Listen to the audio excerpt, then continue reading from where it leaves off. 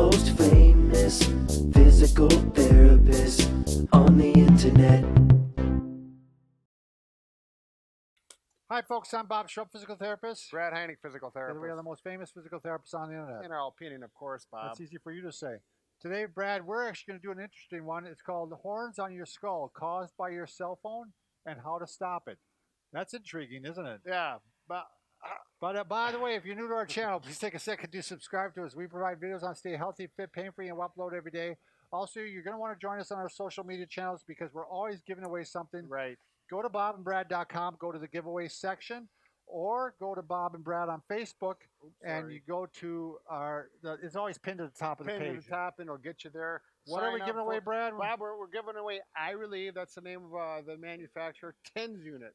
TENS or EMS, electrical muscle stimulator. And we're also giving the iReliev roll-on. So this is for pain control. It's not deodorant. No, it's not. It won't work there, but for topical, for pain relief. You've been using it on your back, I hear. Yes, I did. The roll-on component works really nice, and it's a nice product. All right, very good. Okay, so what are we talking about here, Brad? Horns on your skull. What we're talking about here is actually a bone spur that can occur on the back of your skull. And this, we kind of created one here. So we got Napoleon Bonaparte here. We took his head off. And you can actually see the little bone spur coming out. Now, that's probably a fairly large one. There's probably a lot smaller ones. But you said you saw x-rays, and it looked about... It looked very similar to that, Okay, yes. very good. Now, the thing is, why this is not surprising to us is because you can get bone spurs in your shoulder, you get bone spurs in your back, you can get bone spurs on your heel. Right. So why couldn't you get bone spurs on your skull? Right, because all we need typically is a ligament or a tendon that attaches to a bone, overstress it, calcium deposits form, and it creates a bone over time. And we'll show you what ligament causes that on the skull. There you go. So this is based on research. There's from the University of Sunshine Coast. What a name, right? I'd like to visit. Yeah, this is in Australia. You probably want to go to Australia, don't you? I do. It's in Queensland, and they did 1,200 x-rays, 1,200. On one person? No, on many people. Oh, they did it on a wide variety of ages. And 1/3, Brad, 1/3, that'd be 400, showed bone spurs. At this location? At that location, and actually the frequency decreased with age. It was more in the younger people that had it. Sure. Isn't that a little frightening? Well, it kind of makes sense as we go into research. Yeah, we're going to talk about this. So, okay, first off, where does it occur? It occurs right on the back. And actually, if you want to tell right now whether or not you have one, you can feel on anybody here, there's a bump on the back. It's the external protuberance there. Occipital protuberance. Right. So, yep. Right it's where kind my of finger is. Yeah, the first bump you're going to feel right back here. And that's normal. And that's normal to have the bump there. But run your finger down a little bit down towards your neck.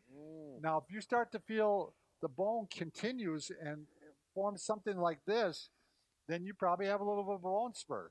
But not to worry. That's not really going to give you any problems or any pain. I guess if it was large enough and you extended up and it started to physically bump into something, then it might be painful or uncomfortable. It's like heel spurs. A lot of heel spurs don't give you pain either. Right. So, but why does this bone spur occur? So we've got Sam, our other skeleton here, and this is a great demonstration here because attached to that bony protuberance there is a ligament. It's called a ligamentum nuchae. I always remember that from college and from PT school because it was an interesting name to me. But that ligamentum nuchae attaches to that bone, and then it attaches to the bony bumps on the back of your neck all the way down to C7. Those are the spinous processes. Those are the spinous processes.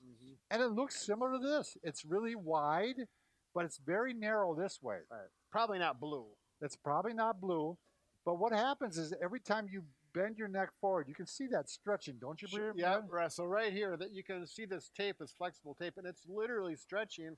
And that's what happens when you bend forward, for example, to look at your cell phone. Right. We're looking like they're stretching that particular ligament out, causing stress on that bone. Right. Causing the calcium deposits to form, causing bone spurs. Ergo, bone spurs. So this doesn't happen overnight. Right. This is generally from prolonged posture. Sure. So you have your head down for a long time. They could also be a laptop. Sure. You know, you have your head down. So I mean, and again, the bone spur generally is not a problem in itself, but the other things that are going on could be a huge problem on your neck. With your neck down like this all the time, now you can start to get some deterioration in the neck itself, and you could get what you call degenerative disc disease. So the disc between the vertebrae is starting to fail or break down. Right. So this is, you know, we talked again about how posture, for every inch your head is forward, that puts 10 pounds more stress on your neck. So if you're way forward like this, Right. you probably got about 40 or 50 more pounds of stress on your Sure. neck. Yeah. And so how do we get away from this? Very simple. Don't look down on your phone like this. Brad's going to show you. Bring your phone up to you. We call it Tyrannosaurus Rex arms. Yeah. Got short little arms. Bring it up to you and watch your phone. Look at your phone that way. Or, you know, the other thing you can do is kind of compensate with your eyes instead of looking down with your head. Look down with your eyes, and you can do this.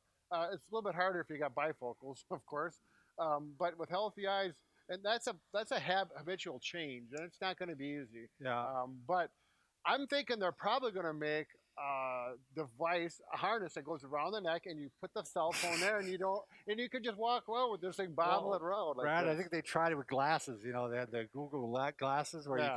you could see things. And I think they'll probably implant something in our eyes. Is what they'll do. Oh, I see. Yeah. So One way or they- another, that'll get taken care of. But the thing is, you know, it's also what we talk about with laptops. You don't want to have your head down like this with Yeah. laptops either. Down like this for long periods of time. I think that may often be the culprit. And we've more than got anything. some videos coming up on some really nice ways to alleviate that, particularly people at work or at home. So basically, Oh. get rid of the horns, Brad. Why, Right? Bob? Why? That's exactly what I'm talking about. All right. Thanks for watching.